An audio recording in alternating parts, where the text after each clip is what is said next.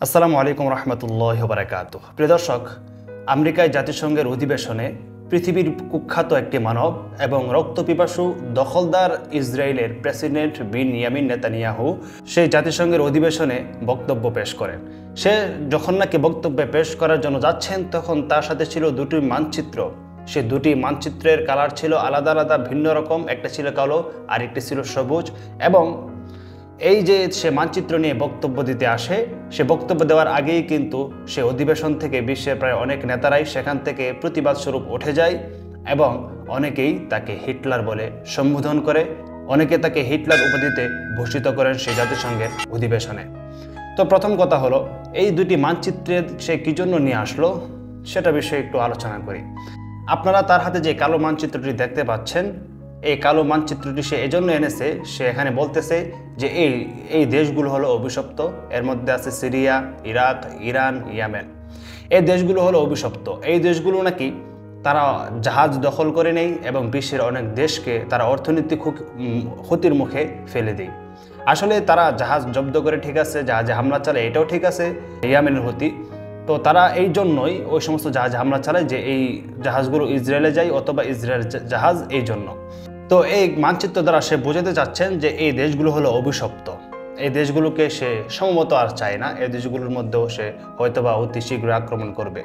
2 নম্বর কথা যেটা, তো সবুজ যে মানচিত্রটা আপনি দেখতে পাচ্ছেন, সে তার কথা হিসেবে এই দেশগুলো হলো আশীর্বাদ হিসেবে এসেছে, অর্থাৎ এই দেশগুলো হলো তার জন্য আশীর্বাদ। তো এই সবুজ মানচিত্রের দেশগুলোর মধ্যে রয়েছে সুদান, সৌদি আরব, মিশর এবং ইন্ডিয়া। তার তো ইন্ডিয়ার সাথে খুব ভালো একটা সম্পর্ক আছে, কারণ ইন্ডিয়া ইসরায়েলকে সবসময় সাপোর্ট করে এবং ইন্ডিয়া ইসরায়েলে কিন্তু অস্ত্রও দেয় ইসরায়েলকে অনেক সময়, এবং ইউক্রেনকেও কিন্তু তারা অস্ত্র দেয়। সুতরাং তারা যেহেতু বিধর্মী তারা মিল আছে, সেটাতে আমাদের কোনো সমস্যা নাই। তো সৌদি আরব, মিশর, সুদান, তো এই দেশগুলোকে সেই কুখ্যাত রক্তপিপাসু সে বলতেছেন যে এগুলো হলো তার জন্য আশীর্বাদ। এইগুলো তো তার জন্য আশীর্বাদ হবে, কারণ এই দেশগুলো হয়তো বা এতটা প্রতিরোধ করেন না, এই জন্য তাদেরকে আশীর্বাদ বলছে।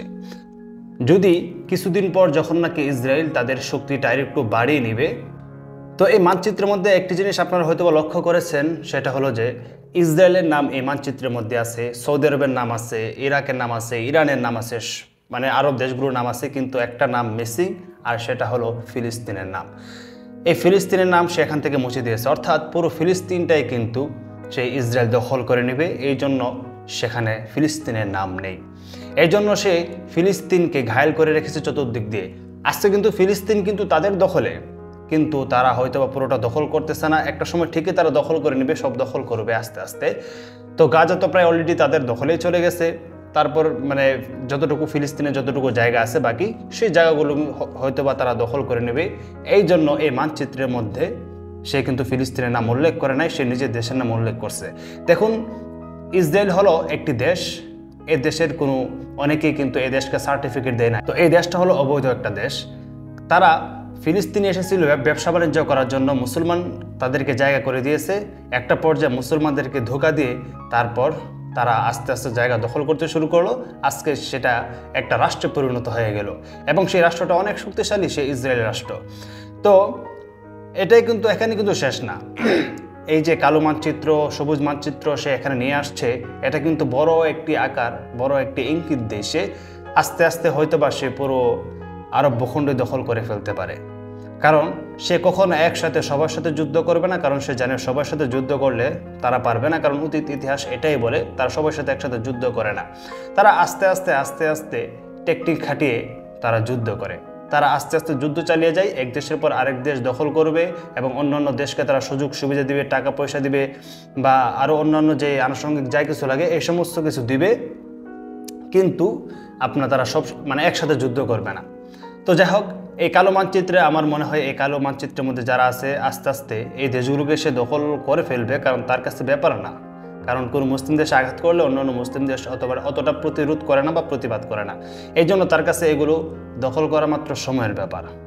তো সে এই মানচিত্রগুলো নিয়ে আসছে, সে নিয়ে আসার পর সেখানে কোনো ফিলিস্তিনের নাম নাই, সে তার নিজের দেশের নাম লিখে আনছে এবং শত্রুর মুখে সেই রক্তপিপাসু মানবখেকো সেই ইসরায়েলের প্রধানমন্ত্রী বেনিয়ামিন নেতানিয়াহুর মুখে যখন আমরা কিছু মুসলিম দেশের প্রশংসা শুনি তখন আমাদেরকে ভাবায় যে আসলে এই মুসলিম দেশগুলো তার সাথে কোনো সম্পর্ক আছে কিনা। অবশ্যই তাদের সাথে সম্পর্ক আছে। তো যাই হোক প্রিয় দর্শক, আস্তে আস্তে পুরো ফিলিস্তিন ভূখণ্ড ইসরায়েলের দখলে অতি শীঘ্রই চলে যাচ্ছে, কিন্তু কোনো মুসলিম দেশ প্রতিবাদ করার মতন নাই। এটা আমাদেরকে অনেক দুঃখ এবং বেদনা দেয়, এবং সেই জায়গাতে এটার প্রতিবাদ করার মতন কোনো মানুষকে আমরা পেলাম না। তো যাই হোক প্রিয় দর্শক, ভিডিওটা পর্যন্তই। বিদায় নিচ্ছি এখান থেকে। আসসালামু আলাইকুম রহমতুল্লাহ বারাকাতুহু।